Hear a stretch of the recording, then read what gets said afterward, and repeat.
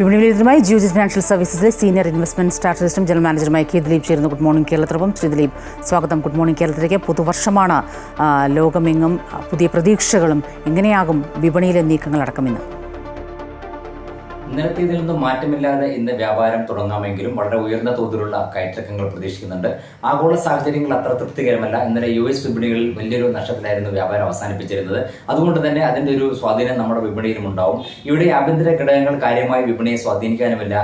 ഈ മാത്രമല്ല, വിദേശ നിക്ഷേപ സ്ഥാപനങ്ങൾ വിപണിയിൽ വിൽപ്പന തുടരുകയും ചെയ്യുന്നു. ഈ ഘടകങ്ങളെല്ലാം പ്രതികൂലമായിരിക്കുന്നതാണ് ഇപ്പോൾ നമ്മുടെ വിപണിയുടെ മുന്നോട്ട് നീക്കത്തിൽ നിർണായകമായിരിക്കുന്നത്. കഴിഞ്ഞ ദിവസം വളരെ വലിയൊരു നഷ്ടത്തിൽ നിന്നും വിപണിയിൽ ഒരു തിരിച്ചുകയറ്റം പ്രകടമായി. എങ്കിൽ കൂടിയും 23,600 എന്നുള്ള ഒരു നിലവാരം തന്നെയാണ് മുൻനിര സൂചിയായി നിഫ്റ്റിക്ക് ഏറ്റവും പ്രധാനം. ആ നിലവാരത്തിന് താഴേക്ക് നീങ്ങാതെ വ്യാപാരം തുടരുകയും ഒപ്പം തന്നെ 23,800 എന്ന നിലവാരം ഭേദിച്ച് വ്യാപാരം നടക്കാൻ സാധിക്കുകയും ചെയ്യുന്ന ഒരു സാഹചര്യത്തിൽ മാത്രമേ ഇനി മുന്നോട്ട് നീങ്ങാനുള്ള ഒരു സാധ്യത കാണുന്നുള്ളൂ. മറിച്ചാണെങ്കിൽ ഈ നേരത്തെ വിപണിയിൽ ഉണ്ടായിരുന്ന പോലെയുള്ള ഏറ്റക്കുറച്ചിൽ തുടരാനും വിൽപ്പന സമ്മർദ്ദം തുടരാൻ തന്നെയായിരിക്കും സാധ്യത. ഇന്നലെയും വലിയ തോതിൽ വിദേശ നിക്ഷേപ സ്ഥാപനങ്ങൾ വിപണിയിൽ വിൽപ്പനയിലായിരുന്നു.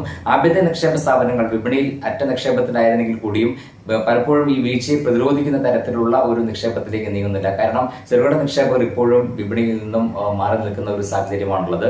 എന്നാൽ നിലവിലെ സാഹചര്യത്തിൽ ദീർഘകാല അടിസ്ഥാനത്തിൽ നിക്ഷേപിക്കാൻ താല്പര്യമുള്ള നിക്ഷേപകരെ സംബന്ധിച്ചിടത്തോളം ഇപ്പോഴത്തെ ഈ വീഴ്ചയുടെ അവസരങ്ങൾ പ്രയോജനപ്പെടുത്താവുന്നതാണ്. ഈ രീതിയിൽ ഘട്ടം ഘട്ടമായി നിക്ഷേപം ക്രമപ്പെടുത്തുക വഴി വരും ദിവസങ്ങളിൽ പ്രത്യേകിച്ചും ദീർഘകാല അടിസ്ഥാനത്തിൽ നല്ലൊരു നേട്ടം ഉണ്ടാക്കാൻ അല്ലെങ്കിൽ നല്ലൊരു വരുമാനം ഉണ്ടാക്കാൻ ഏറ്റവും നല്ലൊരു അവസരമായിരിക്കും വിപണിയിൽ ഇപ്പോഴുള്ള ഈ ഒരു വീഴ്ച. എന്തായാലും ഇന്നത്തെ ഇതിൽ നിന്നും മാറ്റമില്ലാതെയായിരിക്കും ഇന്ന് വ്യാപാരം തുടങ്ങുക.